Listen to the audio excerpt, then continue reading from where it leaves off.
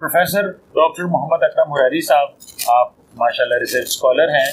اور ہمارے ناظرین کا ایک سوال ہے، مذہب اور مسلک میں کیا فرق ہے؟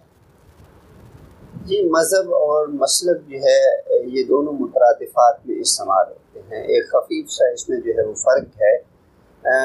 ہم مسلک اور مذہب کو، اور اس سے جو تیسرا لفظ ہے جس کو قرآن کریم نے بھی جو ہے وہ بار بار ذکر کیا ہے،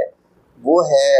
دین۔ جی، تو دین، مذہب اور مسلک جو ہے یہ مترادفات میں استعمال ہوتے ہیں۔ تو جو کمپریہنسو جو ہے وہ لفظ ہے وہ ہے دین، اور اس کے بعد جو ہے مذہب کو بھی جو ہے وہ قرآن کریم نے لفظ جو ہے وہ استعمال فرمایا ہے۔ تو اس سے کم تر درجے کا جو لفظ ہے وہ ہے مذہب، اور اس سے بھی کم تر جو ہے وہ لفظ ہے وہ مسلک ہے۔ تو گویا کہ ہم کہہ سکتے ہیں کہ مسلک ایک چھوٹا راستہ ہے، ایک چھوٹا گروہ ہے، اور مذہب جو ہے اس سے بڑا ہے، اور اس کے بعد جو ہے وہ دین جو ہے وہ ایک کمپریہنسو جو ہے وہ لفظ ہے۔ دین کا لفظ تو صرف اسلام کے لیے استعمال ہوتا ہے؟ یہ دین کا قرآن کریم نے لفظ کئی معنوں میں استعمال کیا ہے، جیسا کہ سورۃ الفاتحہ میں مالک یوم الدین، وہاں پہ دین سے مراد جو ہے وہ قیامت کا دن مراد ہے، کہ جس دن انصاف جو ہے وہ قائم ہوگا۔ بہرحال دین سے جیسے کہ دین الملک سورہ کہف میں استعمال ہوتا ہے کہ دین الملک،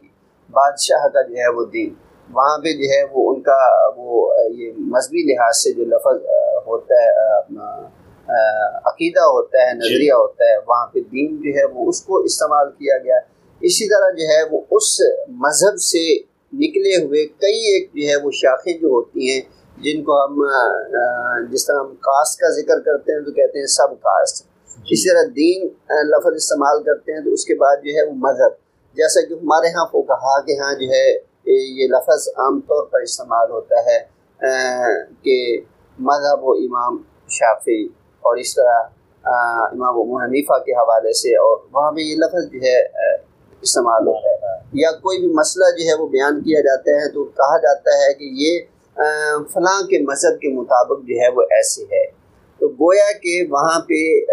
جو دین اسلام کی ایک فروع کا جب ذکر کیا جاتا ہے تو وہاں پہ جو ہے وہ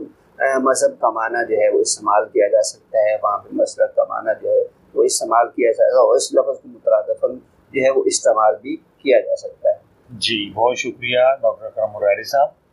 آپ سے گفتگو کا سلسلہ جاری رہے گا۔